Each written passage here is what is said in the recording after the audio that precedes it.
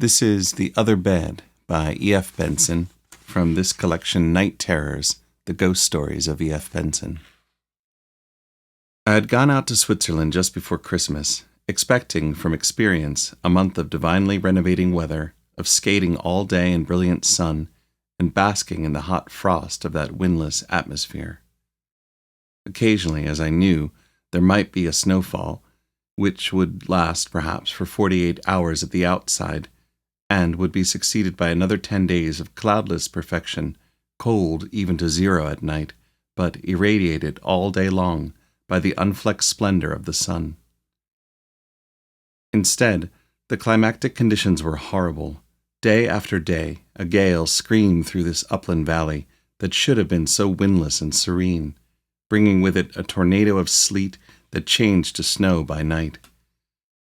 For 10 days there was no abatement of it, and evening after evening, as I consulted my barometer, feeling sure that the black finger would show that we were coming to the end of these abominations, I found that it had sunk a little lower yet, till it stayed like a homing pigeon on the S of storm.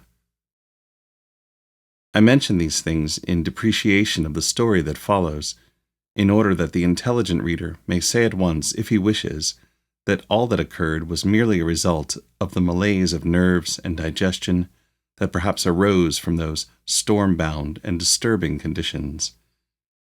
And now, to go back to the beginning again. I had written to engage a room at the Hôtel Beausite, and had been agreeably surprised on arrival to find that for the modest sum of 12 francs a day, I was allotted a room on the first floor with 2 beds in it. Otherwise, the hotel was quite full. Fearing to be billeted in a 22-franc room by mistake, I instantly confirmed my arrangements at the bureau. There was no mistake. I had ordered a 12-franc room and had been given one. The very civil clerk hoped that I was satisfied with it, for otherwise there was nothing vacant. I hasten to say that I was more than satisfied, fearing the fate of Esau. I arrived about 3 in the afternoon of a cloudless and glorious day, the last of the series. I hurried down to the rink, having had the prudence to put skates in the forefront of my luggage, and spent a divine but struggling hour or two coming up to the hotel about sunset. I had letters to write, and after ordering tea to be sent up to my gorgeous apartment, number 23 on the first floor, I went straight up there. The door was ajar, and I feel certain I should not even remember this now except in the light of what followed. Just as I got close to it, I heard some faint movement inside the room, and instinctively knew that my servant was up there unpacking. Next moment, I was in the room myself, and it was empty. The unpacking had been finished, and everything was neat, orderly, and comfortable. My barometer was on the table, and I observed with dismay that it had gone down nearly half an inch. I did not give another thought to the movement I thought I heard from outside. Certainly, I had a delightful room for my 12 francs a day. There were, as I have said, 2 beds in it, on one of which were already laid out my dress clothes, while night things were disposed on the other. There were 2 windows, between which stood a large washing stand, with plenty of room on it. A sofa, with its back to the light, stood conveniently near the pipes of central heating. There were a couple of good armchairs, a writing table, and rarest of luxuries, another table, so that every time one had breakfast it was not necessary to pile up a drift of books and papers to make room for the tray. My window looked east, and sunset still flamed on the western faces of the virgin snows, while above, in spite of the dejected barometer, the sky was bare of clouds, and a thin slip of pale crescent moon was swung high among the stars that still burned dimly in these first movements of their kindling. Tea came up for me without delay, and, as I ate, I regarded my surroundings with extreme complacency. Then, quite suddenly, and without cause, I saw the disposition of the beds would never do. I could not possibly sleep in the bed that my servant had chosen for me, and without pause I jumped up, transferred my dress clothes to the other bed, and put my night things where they had been. It was done breathlessly, almost, and not till then did I ask myself why I had done it. I found I had not the slightest idea. I had merely felt that I could not sleep in the other bed, but having made the change, I felt perfectly content. My letters took me an hour or so to finish, and I had yawned and blinked considerably over the last one or two, in part from their inherent dullness, in part from quite natural sleepiness. For I had been in the train for 24 hours and was fresh to these bracing airs which so conduce to appetite, activity, and sleep. And as there was still an hour before I needed to dress, I lay down on my sofa with a book for excuse, but the intention to slumber as reason, and consciousness ceased as if a tap had been turned off. Then I dreamed. I dreamed that my servant came very quietly into the room, to tell me, no doubt, that it was time to dress. I suppose there were a few minutes to spare yet, and that he saw I was dozing, for instead of rousing me, he moved quietly about the room, setting things in order.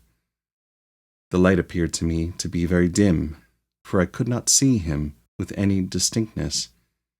Indeed, I only knew it was he, because it could not be anybody else.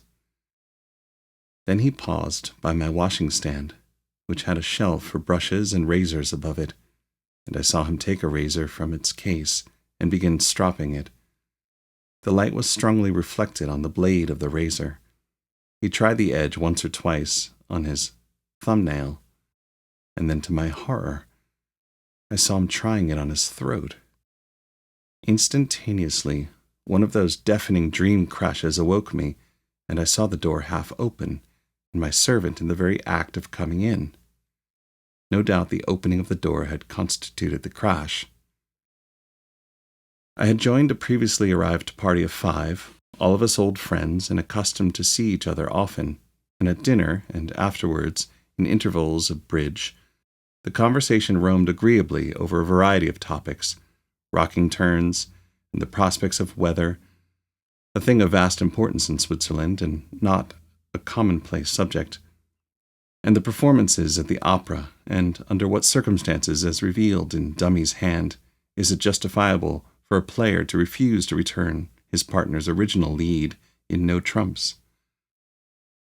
Then over whiskey and soda, and the repeated last cigarette, it veered back, via the Zanzigs, to thought transference and the transference of emotion. Here one of the party, Harry Lambert, put forward to much discussion explanation of haunted houses based on this principle. He put it very concisely. Everything that happens, he said, whether it is a step we take or a thought that crosses our mind, makes some change in its immediate material world. Now, the most violent and concentrated emotion we can imagine is the emotion that leads a man to take so extreme a step as killing himself or somebody else. I can easily imagine such a deed so eating into the material scene, the room or the haunted heath where it happens, that its mark lasts an enormous time. The air rings with the cry of the slain and still drips with his blood. It is not everybody who will perceive it, but sensitives will. By the way, I am sure that man who waits on us at dinner is a sensitive. It was already late, and I rose. Let us hurry him to the scene of the crime, I said. For myself, I shall hurry to the scene of sleep. Outside, the threatening promise of the barometer was already finding fulfillment, and a cold, ugly wind was complaining among the pines and hooting round the peaks, and snow had begun to fall. The night was thickly overcast, and it seemed as if uneasy presences were going to and fro in the darkness. But there was no use in ill augury, and certainly if we were to be housebound for a few days, I was lucky in having so commodious a lodging. I had plenty to occupy myself with indoors, though I should vastly have preferred to be engaged outside, and in the immediate present, how good it was to lie free in a proper bed after a cramped night in the train. I was half undressed when there came a tap at my door, and the waiter who had served us at dinner came in carrying a bottle of whiskey.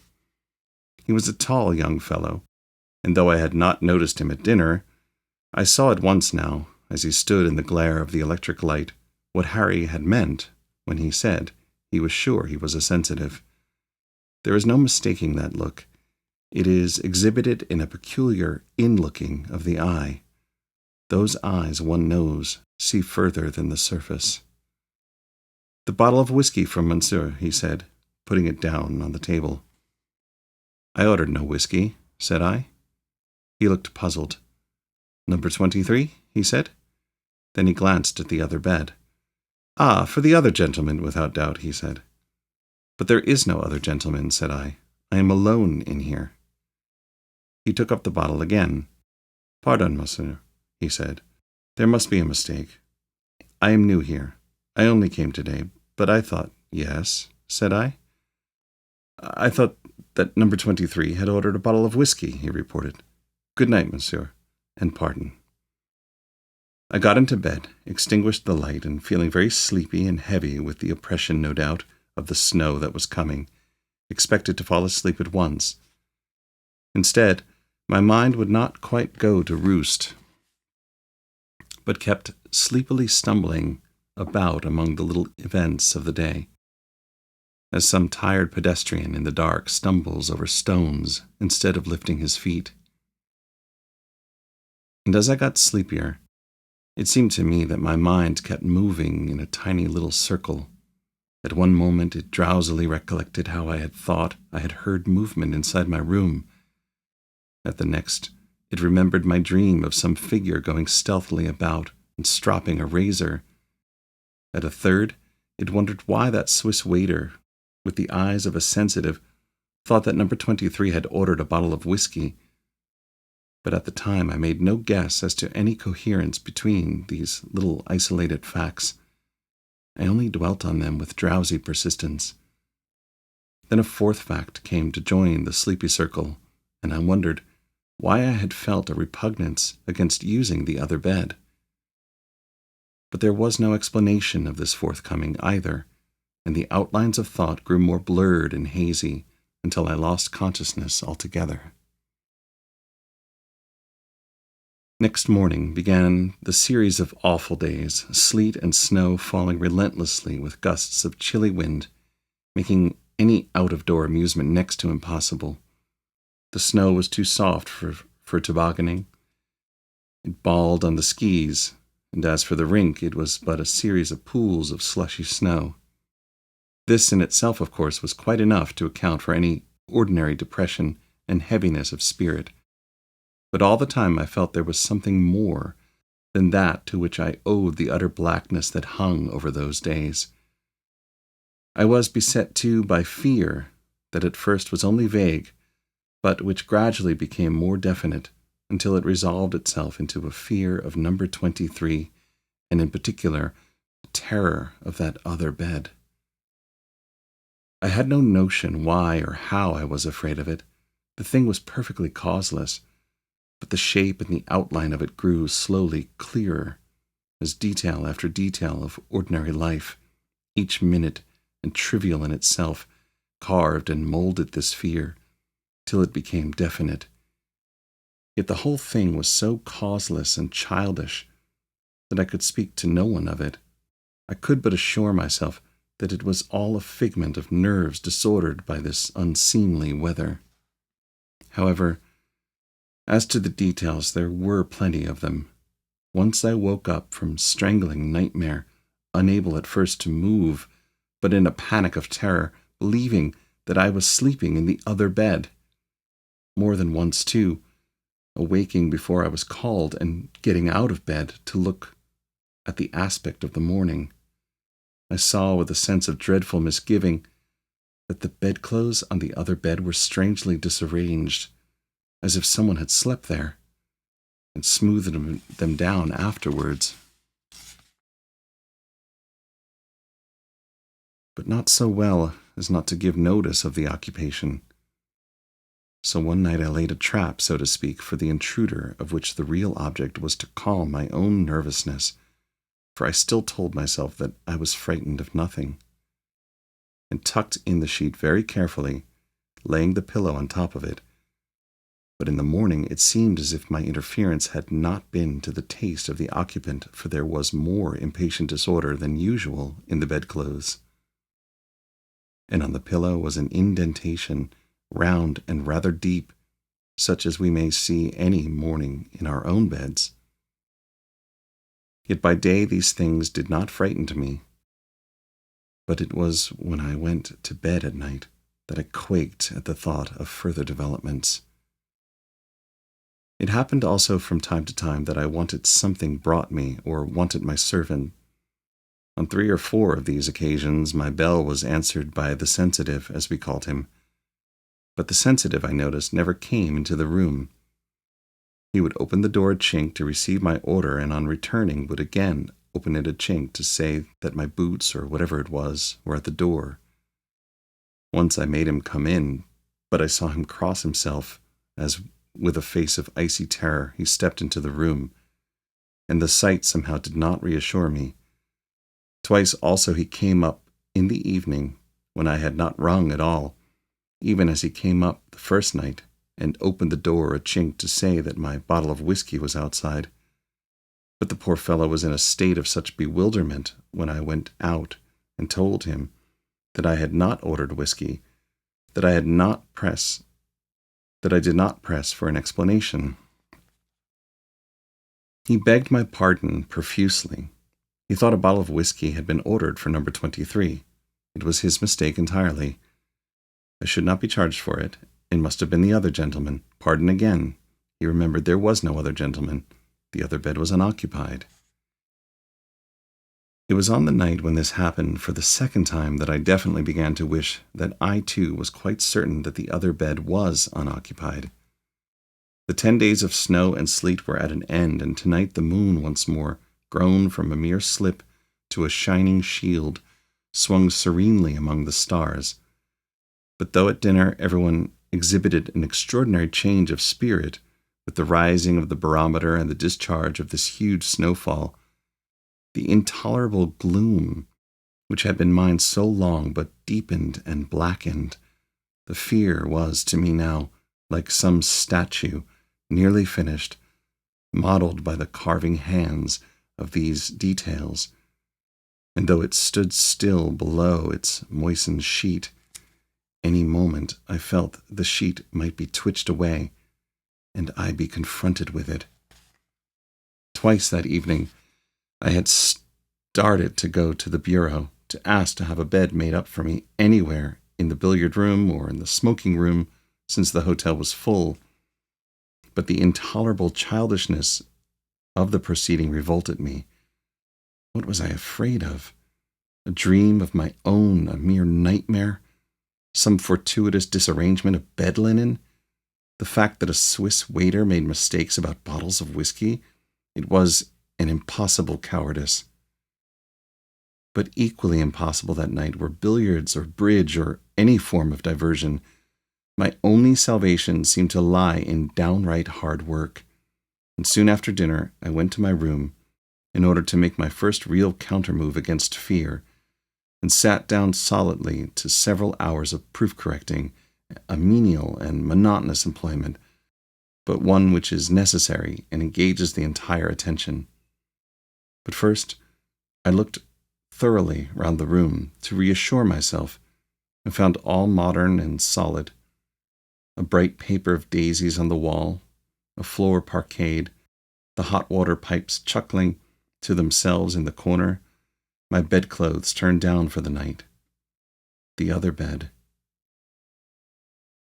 The electric light was burning brightly, and there seemed to be a curious stain, as of a shadow, on the lower part of the pillow and the top of the sheet, definite and suggestive, and for a moment I stood there again, throttled by a nameless terror.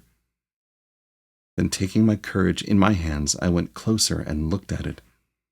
Then I touched it. The sheet where the stain or shadow was seemed damp to the hand, So also was the pillow. And then I remembered.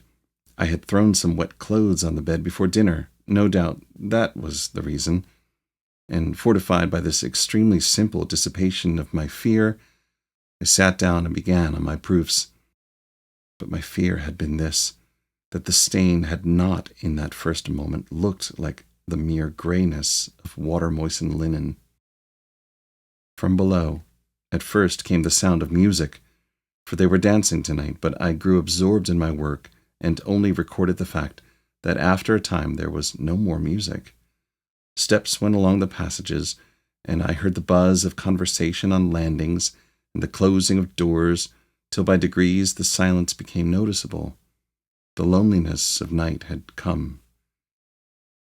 It was after the silence had become lonely that I made the first pause in my work, and by the watch on my table saw that it was already past midnight. But I had little more to do. Another half-hour would see the end of the business. But there were certain noises I had to make for future reference. But there were certain notes I had to make for future reference, and my stock of paper was already exhausted. However, I had bought some in the village that afternoon, and it was the bureau downstairs where I had left it. When I came in and had subsequently forgotten to bring it upstairs, it would be the work of a minute only to go get it. The electric light had brightened considerably during the last hour, owing no doubt to many burners being put out in the hotel, and as I left the room I saw again the stain on the pillow and sheet of the other bed. I had really forgotten all about it for the last hour, and its presence there came as an unwelcome surprise. Then I remembered the explanation of it, which had struck me before, and for purposes of self-reassurement I again touched it. It was still damp, but had I got chilly with my work? For it was warm to the hand. Warm, and surely rather sticky. It did not seem like the touch of the water damp. And at the same moment I knew I was not alone in the room. There was something there, something silent as yet, and as yet invisible, but it was there. Now for the consolation of persons who are inclined to be fearful, I may say at once that I am in no way brave, but that terror which God knows was real enough was yet so interesting that interest overruled it. I stood for a moment by the other bed, and half-consciously only wiped the hand that had felt the stain for the touch of it, though all the time I told myself that it was but the touch of the melted snow on the coat I had put there, was unpleasant and unclean. More than that I did not feel, because in the presence of the unknown and the perhaps awful, the sense of curiosity, one of the strongest instincts we have, came to the fore. So rather eager to get back to my room again, I ran downstairs to get the packet of paper. There was still a light in the bureau, and the sensitive on night duty, I suppose, was sitting there dozing. My entrance did not disturb him, for I had on noiseless felt slippers, and seeing at once the package I was in search of, I took it and left him still unawakened. That was somehow of a fortifying nature. The sensitive, anyhow, could sleep in his hard chair. The occupant of the unoccupied bed was not calling to him tonight. I closed my door quietly, as one does at night when the house is silent, and sat down at once to open my packet of paper and finish my work. It was wrapped up in an old news sheet, and struggling with the last of the string that bound it, certain words caught my eye. Also, the date at the top of the paper caught my eye, a date nearly a year old, or, to be quite accurate, a date 51 weeks old. It was an American paper, and what it recorded was this: the body of Mr. Silas R. Hume, who committed suicide last week at the Hôtel Beausite, Moulins-sur-Chalons, is to be buried at his house in Boston, Massachusetts. The inquest held in Switzerland showed that he cut his throat with a razor in an attack of delirium tremens induced by drink. In the cupboard of his room were found 36 empty bottles of Scotch whiskey. So far I had read when, without warning, the electric light went out, and I was left in what seemed for the moment absolute darkness. And again I knew I was not alone, and I knew now who it was who was with me in the room. Then the absolute paralysis of fear seized me, as if a wind had blown over my head. I felt the hair of it stir and rise a little. My eyes also, I suppose, became accustomed to the sudden darkness, for they could now perceive the shape of the furniture in the room from the light of the starlit sky outside. They saw more, too, than the mere furniture. There was standing by the washstand between the two windows a figure, clothed only in night garments, and its hands moved among the objects of the shelf above the basin. Then, with 2 steps, it made a sort of dive for the other bed, which was in shadow, and then the sweat poured onto my forehead. Though the other bed stood in shadow, I could still see dimly, but sufficiently, what was there. The shape of a head lay on the pillow. The shape of an arm lifted its head to the electric bell that was close by on the wall, and I fancied I could hear it distinctly ringing. Then a moment later came hurrying feet up the stairs and along the passage outside, and a quick rapping at my door. "Monsieur's whiskey, monsieur's whiskey," came a voice just outside. "Pardon, monsieur. I brought it as quickly as I could."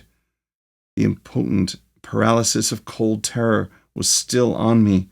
Once I tried to speak and failed, and still the gentle tapping went on at the door, and the voice telling someone that his whiskey was there. Then, at a second attempt, I heard a voice, which was mine, saying hoarsely, "For God's sake, come in. I am alone with it." There was the click of a turned door handle, and as suddenly as it had gone out a few seconds before, the electric light came back again, and the room was in full illumination. I saw a face peer round the corner of the door, but it was at another face I looked, the face of a man, sallow and shrunken, who lay in the other bed, staring at me with glazed eyes.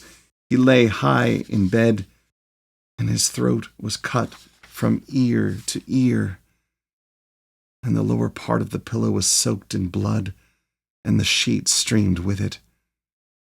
Then suddenly that hideous vision vanished, and there was only a sleepy-eyed waiter looking into the room. But below the sleepiness, terror was awake, and his voice shook when he spoke. "Monsieur rang?" he asked. No, Monsieur had not rung, but Monsieur made himself a couch in the billiard room.